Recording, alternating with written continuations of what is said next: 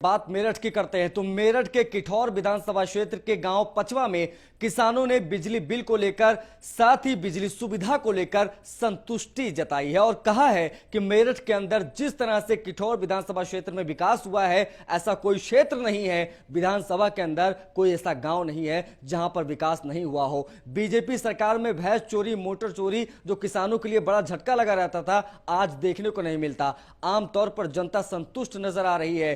किसानों का साफ कहना है कि बीजेपी सरकार विकास करा रही है। वहीं कुछ किसानों ने राकेश टिकैत को कहा कि किसानों का नेता में मसीहा कहे जाने वाले राकेश टिकैत किसानों का हक खा रहे हैं। साफ तौर पर गांव के किसानों ने कहा है कि गांव के अंदर काम करने पर ही किसान रोटी की व्यवस्था कर पाता है। मेरठ के अंदर अगर विकास की बात की जाए तो लगातार विधायकों के लिए सवाल उठते रहते हैं। वहीं इस समय मौजूद है किठौर विधानसभा के पचगांव गांव में, जहां पर लोग बैठे हुए उनसे बात करेंगे। क्या वास्तव में विकास को लेकर के जिस तरह से सवाल अनेक उठते हैं, जो चोरी की वारदात थी लगातार और सरकारों में, इस समय क्या है, और विकास की अगर बात की जाए तो कितना विकास गांव के अंदर देखने को मिल रहा है, जो जनता है वही बताएगी। क्योंकि जो क्षेत्र की जनता है, गाँव की जनता है, क्या वास्तव में इलेक्शन के दौरान में, विधानसभा चुनाव के दौरान में जो लगातार विधायक प्रस्ताव रखते हैं, जनता से वादे करते हैं, कितने पूरे हुए हैं, वही जनता से जानने के लिए हम गांव के अंदर पहुंचे हैं। गांव की जनता है, मैं दिखाना चाहूंगा पहले तो जिस तरह से एक माजरे में एक घेर के अंदर हम बैठे हुए हैं, जहां पर लोग इकट्ठे हुए हैं। और सबसे बड़ी बात यह है कि गांव के लोगों के अंदर कोई भेदभाव नहीं होता। जी, साफ कहना, सुखी रहना, सबसे बड़ी बात यह है। चाचा, क्या नाम है आपका? राज सिंह। राज सिंह, गांव के अंदर जिस तरह से और सरकारों में चोरी की वारदात सबसे ज्यादा सामने आती थी, आज की स्थिति में क्या है? चोरी बहुत इतना हो रही है।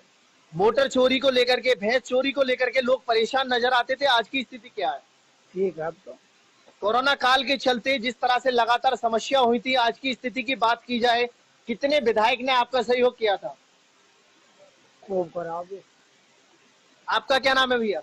मेरा नाम अंशुल तोमर है। अंशुल तोमर जी, अगर आज की बात की जाए, जो भैंस चोरी है लगातार गांव के अंदर, जो किसान है परेशान नजर आते थे, आज की क्या स्थिति है? आज पहले की अपेक्षा जो है सब बिल्कुल नॉर्मल है। कोई चोरी या किसी भी चीज की कोई घटना आज इस सरकार में कोई नहीं हो रही है।